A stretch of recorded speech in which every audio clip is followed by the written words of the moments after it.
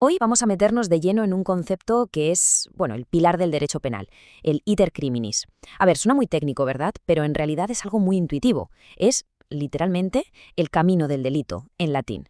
Vamos a seguir el viaje que hace un crimen, desde que no es más que una idea en la cabeza de alguien hasta que, ¡pum!, se convierte en una acción real con consecuencias.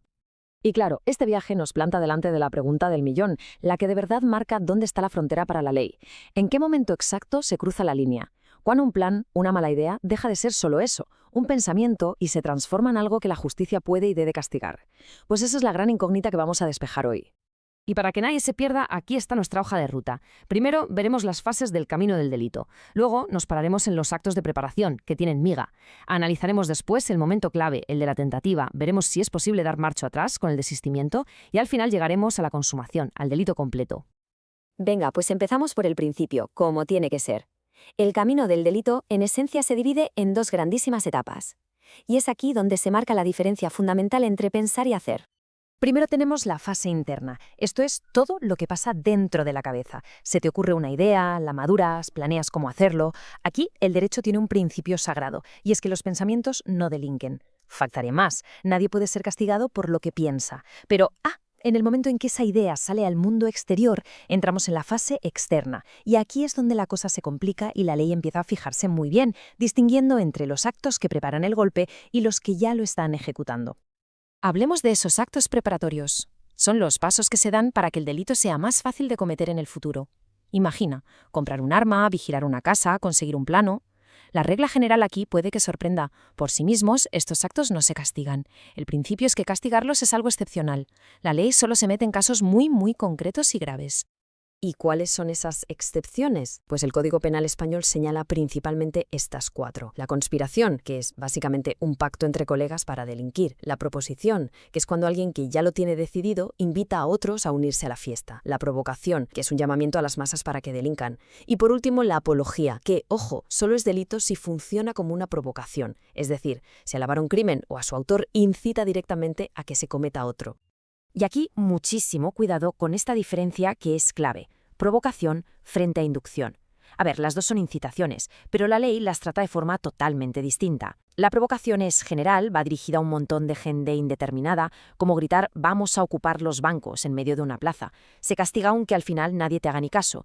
En cambio, la inducción es específica. Es convencer a una persona concreta, con nombres y apellidos, para que cometa un delito concreto. Y solo se castiga si esa persona efectivamente lo comete. La clave es esa: general frente a específico. Si se sigue avanzando más allá de la simple preparación, se cruza una línea roja. Ahí se entra en la fase de ejecución, y esto nos lleva de cabeza el terreno de la tentativa. A partir de este punto, el castigo ya no es la excepción, no, pasa a ser la regla. La definición legal es bastante clara, la verdad. Para que haya una tentativa hacen falta dos cosas. Primero, empezar a ejecutar el delito. Ya no solo planearlo, es hacer actos que son parte del núcleo de ese delito. Y segundo, que el delito no se complete por una razón que se escapa a tu control, porque llega la policía, porque la víctima se defiende o simplemente porque el plan falla, por lo que sea. Además, la ley distingue entre dos tipos de tentativa, y esta diferencia es crucial para la pena que se impone. La tentativa es inacabada si la persona es interrumpida antes de hacer todo lo que tenía en mente. Por ejemplo, está forzando una cerradura y de repente aparece la policía. En cambio, la tentativa es acabada cuando ya ha hecho todo lo que estaba en su mano para que el delito saliera adelante. Por ejemplo, dispara a matar, pero falla el tiro. Ha completado su acción, pero el resultado, por suerte, no se ha producido. Vale, ¿y qué pasa si alguien empieza a cometer un delito, pero a mitad de camino se arrepiente? Pues el derecho penal ofrece una salida, una especie de puerta de emergencia: el desistimiento. Es como un puente de plata que la ley le tiende a quien decide, por voluntad propia, abandonar ese camino criminal que ya había empezado. Pero la palabra clave aquí, la que lo cambia todo, es voluntariedad.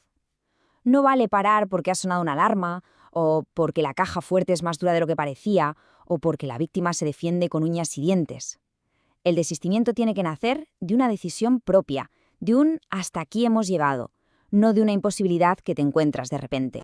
Las reglas para que este dar marcha atrás funcione cambian según la situación. Si una persona actúa sola y su tentativa es inacabada, pues es fácil, basta con que pare.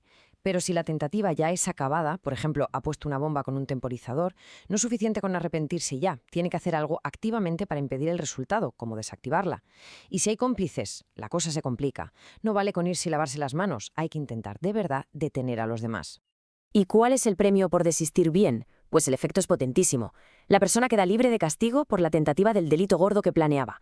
Pero ojo, esto no es un borrón y cuenta nueva, total. Si por el camino ya ha cometido otros delitos más pequeños, como causar daños o lesiones, de eso sí que va a responder. Digamos que se perdona el intento del pez gordo, pero no los peces chicos que ya están completados. Y con esto llegamos a la última parada del iter criminis, la consumación. Es el momento en que el delito se perfecciona, en el que el plan criminal lamentablemente llega a su fin y consigue su objetivo.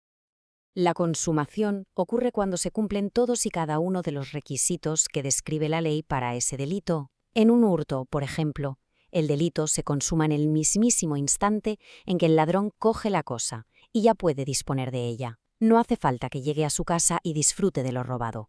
Legalmente, el delito ya está completo en ese momento. Y esto nos lleva a una última distinción, que es muy fina pero importante: consumación frente a agotamiento. La consumación, como decíamos, es el final legal del delito. El agotamiento es cuando el delincuente consigue además el beneficio final que buscaba. Con el mismo ejemplo, el hurto se consuma al coger el objeto, pero se agota cuando el ladrón consigue venderlo. El agotamiento no cambia el delito, pero sí que puede tenerse en cuenta para poner una pena más grave. Y acabamos con una pregunta que nos deja ahí, pensando en los límites de todo esto. ¿Qué pasa con los intentos que son imposibles? A ver, intentar matar a alguien con un muñeco de vudú es una tentativa irreal, es absurdo y no se castiga. Pero, ¿y si se intenta matar a alguien con azúcar pensando que es veneno? Eso es una tentativa inidónea. ¿Es peligrosa? ¿Debería castigarse? Definir esa sutil frontera entre lo que es simplemente tonto y lo que es potencialmente peligroso sigue siendo a día de hoy uno de los grandes y más fascinantes debates del derecho penal.